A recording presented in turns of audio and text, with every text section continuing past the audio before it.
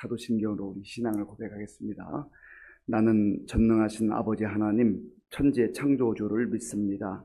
나는 그의 유일하신 아들 우리 주 예수 그리스도를 믿습니다.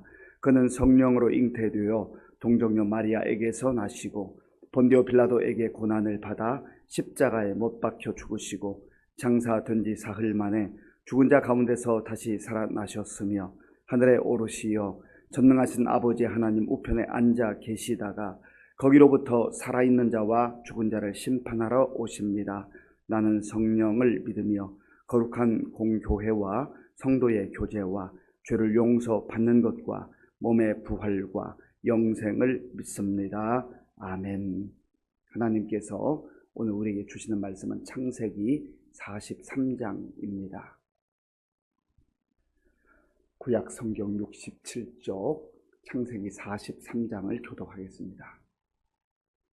그 땅의 기근이 심하고 그들이 애굽에서 가져온 곡식을 다 먹음에 그 아버지가 그들에게 이르되 다시 가서 우리를 위하여 양식을 조금 사오라. 유다가 아버지에게 말하여 이르되 그 사람이 우리에게 엄히 경고하여 이르되 너희 아우가 너희와 함께 오지 아니하면 너희가 내 얼굴을 보지 못하리라 하였으니 아버지께서 우리 아우를 우리와 함께 보내시면 우리가 내려가서 아버지를 위하여 양식을 사려니와 아버지께서 만일 그를 보내지 아니하시면 우리는 내려가지 아니하리니 그 사람이 우리에게 말하기를 너희의 아우가 너희와 함께 오지 아니하면 너희가 내 얼굴을 보지 못하리라 하였음이니이다. 이스라엘이 이르되 너희가 어찌하여 너희에게 또 다른 아우가 있다고 그 사람에게 말하여 나를 괴롭게 하였느냐. 그들이 이르되 그 사람이 우리와 우리 친족에 대하여 자세히 질문하여 이르기를 너희 아버지가 아직 살아 계시느냐 너희에게 아우가 있느냐 하기로 그 묻는 말에 따라 그에게 대답한 것이니 그가 너희의 아우를 데리고 내려오라 할 줄을 우리가 어찌 알았으리이까.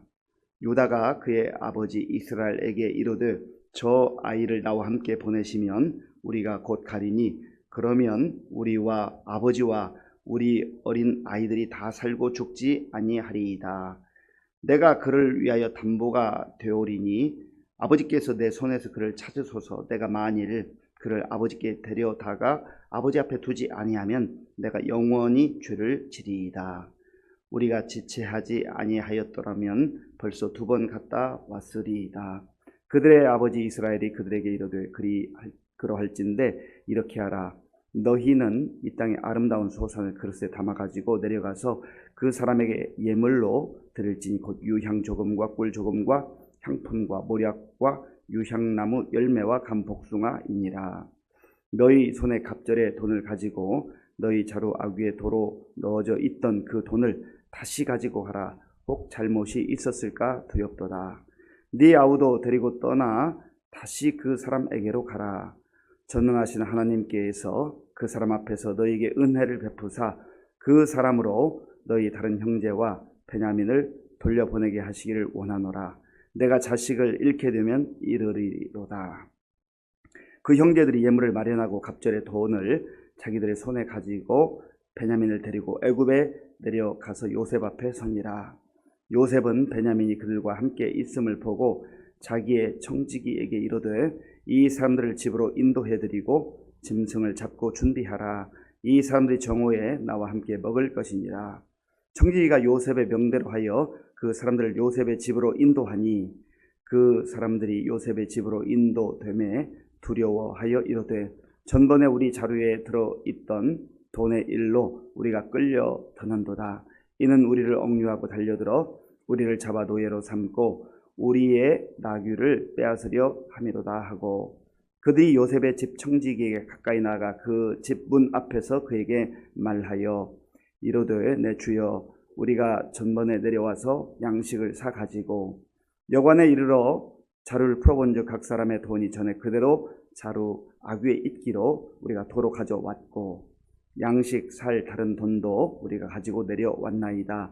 우리의 돈을 우리 자루에 넣은 자는 누구인지 우리가 알지 못하나이다. 그가 이르되 너희는 안심하라. 두려워하지 말라. 너희 하나님 너희 아버지의 하나님이 재물을 너희 자루에 넣어 너희에게 주신 것이라. 너희 돈은 내가 이미 받았느니라 하고 시몬을 그들에게로 이끌어내고 그들을 요셉의 집으로 인도하고 물을 주어 발을 씻게 하며 그들의 나귀에게 먹이를 주더라.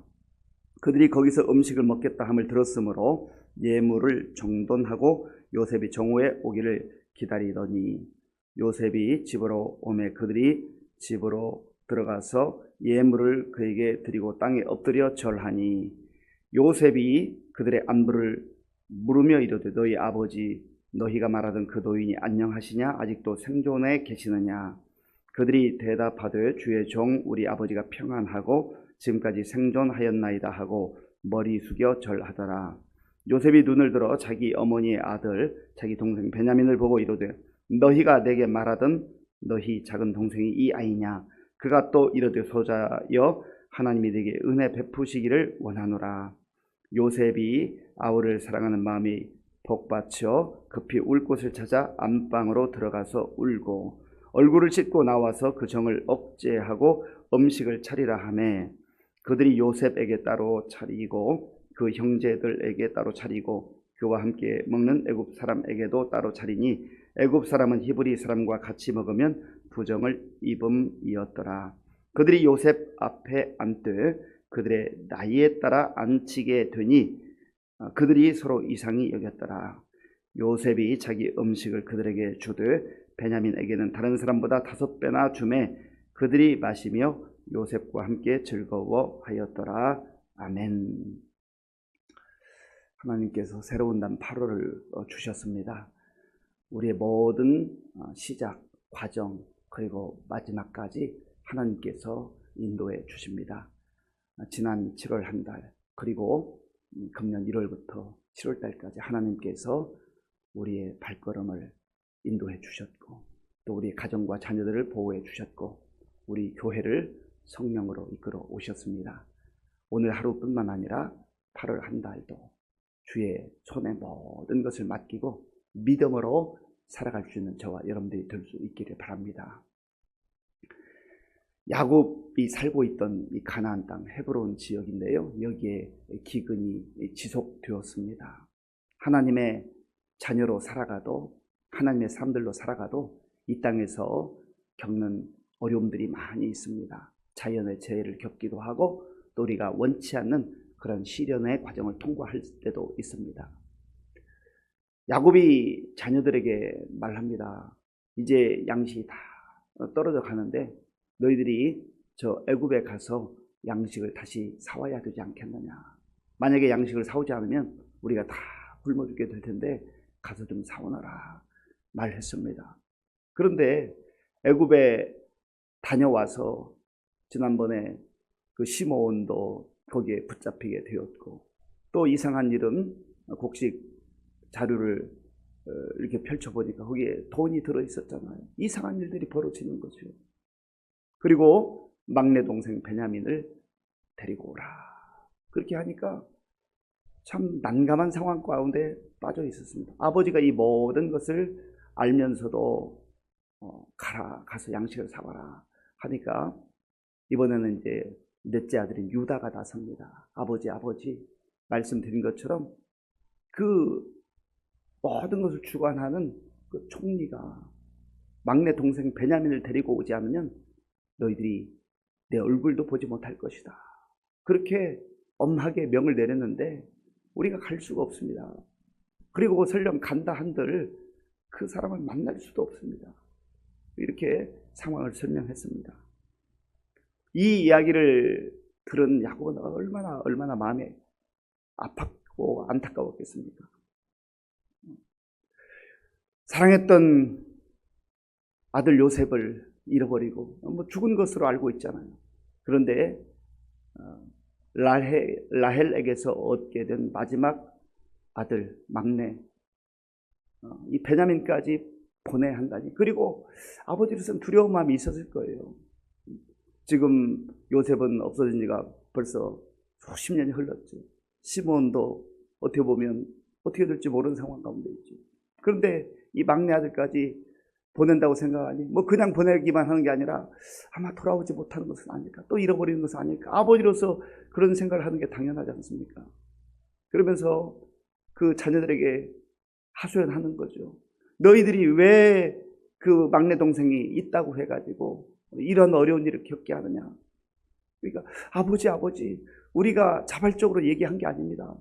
그분이 너희 아버지는 어떠냐, 또 너희 가정 형편은 어떠냐, 다른 동생은 어떠냐, 이거 다 물으니 얘기를 하지 않을 수가 없었습니다. 그리고 설령 얘기를 한들 이 막내 동생을 데려오라고 그렇게 할 줄 우리가 어떻게 알았겠습니까? 뭐 그런 얘기를 쭉 하는 거예요. 그러니까 답답한 시간들, 그리고 이제 양식은 점점 떨어져 가는 이런 시간이 다가오고 있었습니다. 그때 유다가 한마디를 덧붙입니다. 아버지, 제가 제 생명을 걸고 이 모든 일들의 책임을 지겠습니다. 자, 본문 8절 9절을 우리 함께 읽겠습니다. 유다가 그의 아버지 이스라엘에게 이르되 저 아이를 나와 함께 보내시면 우리가 곧 가리니 그러면 우리와 아버지와 우리 어린 아이들이 다 살고 죽지 아니하리이다. 내가 그를 위하여 담보가 되오리니 아버지께서 내 손에서 그를 찾으소서. 내가 만일 그를 아버지께 데려다가 아버지 앞에 두지 아니하면 내가 영원히 죄를 지리이다. 아멘. 내가 이 베냐민을 데리고 갈 수 있도록 허락해 주십시오.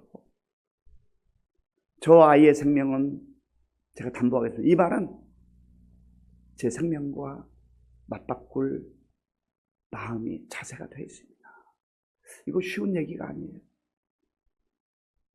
아무리 형제지간이라 해도 이렇게 쉽게 얘기할 수 있는 그런 정도가 아닙니다. 그래서 유다가 여기서 자기 생명을 걸고 내 생명을 담보물로 내놓겠습니다. 이렇게까지 애원하는 거지요. 그만큼 상황이 중대했다라는 겁니다. 유다의 이런 태도와 자세, 자기 생명을 내걸고 가족을 살려야 되겠다 하는 이 희생적인 자세와 태도로 인해서 결국은 그가 이제는 메시아의 그 조상이 되는 유다의 자손에게서 다윗이 태어나게 되잖아요. 그리고 메시아이신 예수님께서 다윗의 후손으로 오시게 되잖아요. 이런 자세가 필요한 거죠. 그러니까 우리가 신앙생활할 때도 영적인 것만 아니라 우리 신앙생활이라고 하지 않습니까? 신앙과 생활이 따로 가는 게 아니에요. 우리의 마음과 정성과 뜻을 다해 생명을 다하여서 하나님을 경외할 뿐만 아니라 또 하나님께 세우신 교회 공동체, 또 가정 공동체를 위해서 희생하는 자세, 섬기는 자세. 내가 누릴 것 다 누리고 편한 상황에서 할 수 있는 게 아니잖아요. 어찌 보면 이 유다가 생명을 담보하고 하는 그렇게 결단하는 것처럼 그런 태도와 자세가 우리에게도 필요하다라고 하는 것입니다. 이렇게 얘기하자 이제는 야곱도 어쩔 수 없는 상황이 됐다라고 하는 것을 알게 되었습니다. 그래서 자녀들에게 그러면 우리 이 지역에서 나는 그 아름다운 소산, 특산물 같은 겁니다. 이런 것을 잘 준비해라. 그리고 지난번에 그 돈을 자루에 이렇게 넣어주었는데 혹시 차고가 있었을 것 같다. 그러니까 2배를 가지고 가서 그 돈 문제는 분명하게 해야 된다. 그렇게 말합니다. 그리고 이 자녀들을 보내면서 이런 말을 합니다. 이 내용이 참 중요한데요. 14절 말씀. 14절을 제가 읽겠습니다. 전능하신 하나님께서 그 사람 앞에서 너에게 은혜를 베푸사 그 사람으로 너희 다른 형제와 베냐민을 돌려보내게 하시기를 원하노라. 내가 자식을 잃게 되면 이르리로다. 아멘. 그 아버지의 마음에, 가정을 책임지는 아버지의 마음, 이 결정하는 이 순간에 내가 자식을 잃으면 이르리라. 그 나라와 민족이 자기 민족이 위기 가운데 있을 때 에스더가 내가 죽으면 죽으리이다. 이러한 결단으로 금식 기도하고 하나님께 모든 것을 맡기는 그러한 심정 아니겠습니까? 그런데 야곱이 고백한 그 고백 가운데 전능하신 하나님께서 전능하신 하나님 어떤 하나님이에요? 말씀으로 세상을 창조하신 위대하신 하나님, 모든 것을 하실 수 있는 하나님. 그 하나님이 아브라함의 하나님이요, 아버지 이상의 하나님이요 나의 하나님이었다. 그리고 너희들의 하나님이다. 그 하나님은 모든 우주 만물을 다스리시는 하나님이다. 그 전능하신 하나님께서 너희에게 은혜 베풀어 주시기 원한다. 이 말은 무슨 말입니까? 하나님의 은혜가 임해야만 살 수 있다는 거예요.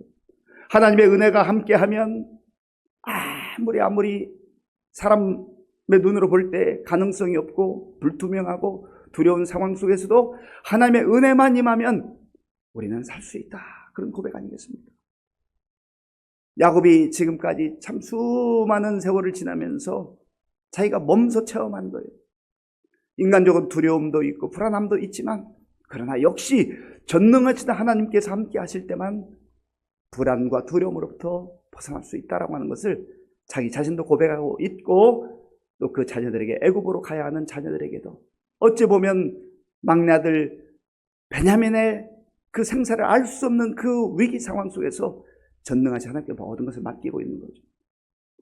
그 전능하신 하나님께서 오늘 저 여러분들을 사랑하시고 저 여러분들을 구원하셔서 우리의 발걸음을 이 광야와 같은 세상에서도 인도해 주시는 저와 여러분들의 하나님인 줄로 믿습니다.